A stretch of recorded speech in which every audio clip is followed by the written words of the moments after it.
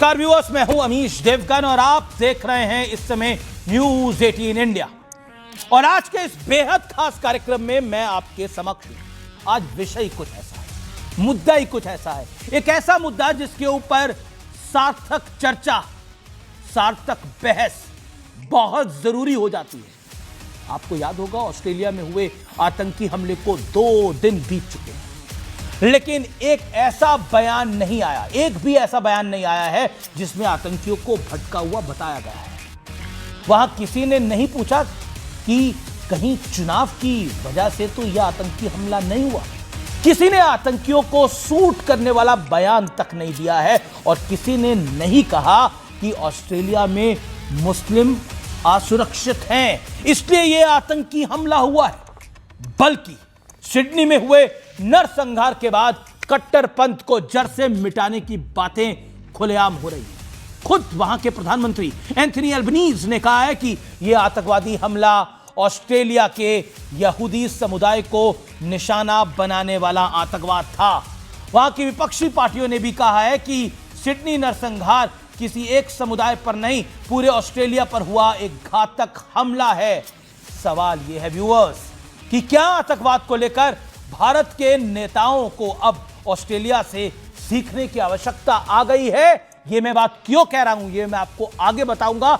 Australia में यह आतंकी हमला तब हुआ था जब रविवार के दिन सिडनी में 2000 यहूदी अपना धार्मिक त्योहार मनाने के लिए सिडनी के बॉन्डी बीच पर एकत्रित हुए। तभी उन पर गोलियां बरसाई गई, चलाई गई। यह पैटर्न बिल्कुल 8 महीने पहले हुए पहलगाम हमले की तरह था।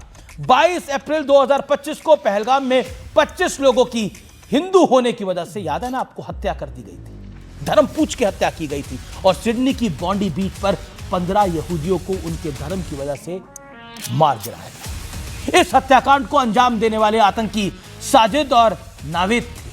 साजिद पिता था और नावेद उसका बेटा था। कुछ मीडिया रिपोर्ट्स में दावा किया जा रहा है कि साजिद हैदराबाद का रहने वाला था और 27 साल पहले वो भारत छोड़कर ऑस्ट्रेलिया में बस गया था। वहीं उसने अपने बेटे नावीद को कट्टरता की ट्रेनिंग दी और यह सिखाया कि इजराइल और वहां रहने वाले यहूदी मुसलमानों के दुश्मन हैं, इसलिए उन्हें मारना चाहिए। इसी कट्टरपंथी विचारधारा के चलते उन्होंने उसी देश में आतंकी हमला कर दिया जिसने उन्हें नागरिकता दी थी। ऑस्ट्रेलिया में हुई यह आतंकी घटना भारत के नेताओं के लिए सबक इसलिए है क्योंकि ऑस्ट्रेलिया के किसी नेता ने इन आतंकवादियों को बचाने की कोशिश तक नहीं की। याद कीजिए, पहलगाम में जब आतंकी हमला हुआ तो भारत में ही कई नेताओं पाकिस्तान को सूट करने वाले बयान दिए। किसी ने कहा कि हमला इसलिए तो नहीं हुआ क्योंकि भारत में मुसलमान असुरक्षित है। किसी ने कहा कि किसी ने देखा कि आतंकी पाकिस्तान से आए थे। कुछ नेताओं ने तो यहां तक कह दिया कहीं यह हमला राजनीतिक रूप से प्रेरित तो नहीं था। ऑस्ट्रेलियन मीडिया ने भी बेहद सख्त रुख दिखाते हुए आतंकियों के लिए यू बास्टर्ड्स लिखा। सोचिए, आतंकवादियों को इस तरह गाली देना क्या हमारे देश में संभव है? क्योंकि हमारे देश में तो आतंकवादियों को भटका हुआ, मजबूरी का मारा हेडमास्टर का बेटा बताने की एक आदत है, फितरत है। इसका सबसे बड़ा उदाहरण लाल किला ब्लास्ट है, जब समाजवादी पार्टी, पीडीपी और कांग्रेस के कुछ नेताओं ने आतंकी उमर को भटका हुआ बताया था। अबू आसिम आजमी ने तो यहां तक कह दिया था कि आतंकवाद तो था कि जुल्म और नाइंसाफी की कोख से पैदा होता है। 26/11 आतंकी हमले को तो आरएसएस की साजिश तक बता दिया गया था। पहले सिडनी आतंकी हमले पर एक रिपोर्ट दिखाता हूं और फिर सवाल उठाएंगे कि ऑस्ट्रेलिया ने जिस तरह आतंकवाद पर एकजुटता दिखाई, क्या उससे हमारा मुल्क, हमारा भारतवर्ष के नेता भी कुछ सबक लेंगे या जस का तस सब कुछ बना रहेगा? स्वागत है आपका आज के इस बेहद खास एडिशन में।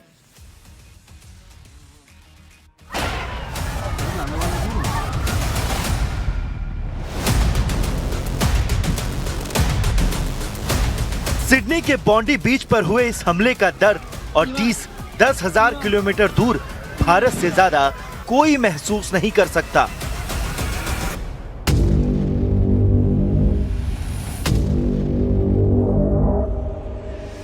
जो कि इसी साल करीब 8 महीने पहले भारत में पहलगाम की बैसरन घाटी भी ऐसी ही कायरता की गवाह बनी थी, जब आतंकियों ने बेगुनाहों को सिर्फ इसलिए मौत के घाट उतार दिया क्योंकि वो उनके धर्म को मानने वाले नहीं थे। पहलगाम से सिडनी तक आतंकी हमले का पैटर्न एक जैसा था, आतंकियों की सोच एक जैसी थी, आतंकियों की बर्बरता एक जैसी थी, आतंकियों का धर्म एक था और तो और आतंकियों का मुल्क भी एक ही था। फर्क था तो सिर्फ इतना कि भारत में निशाने पर हिंदू थे तो सिडनी में यहूदी।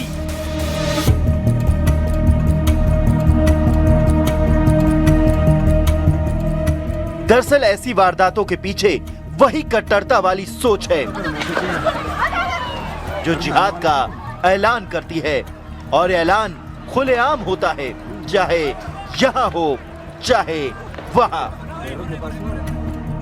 सिडनी में पाकिस्तान के 2 आतंकियों ने यहूदियों के धार्मिक उत्सव को निशाना बनाया। बाप बेटे की इस कायराना हरकत में 15 लोगों की जान चली गई। पुलिस ने साजिद अकरम को मार गिराया, जबकि बेटा नवीद अकरम उनकी गिरफ्त में है।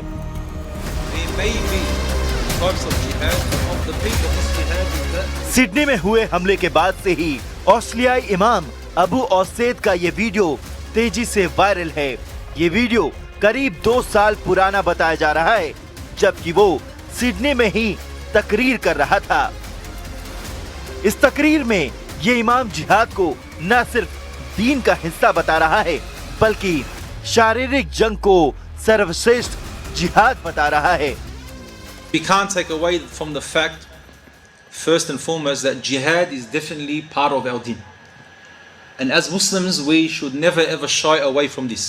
So we're not talking about the struggle of the nafs, we're talking about the physical jihad, the physical struggling against the enemies of Allah subhanahu wa ta'ala in order to make the word of Allah azza wa jal the highest.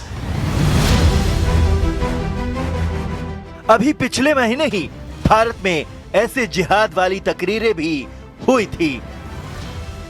धार्मिक जलसे से लेकर संसद तक ने जिहाद की गूंज सुनी थी।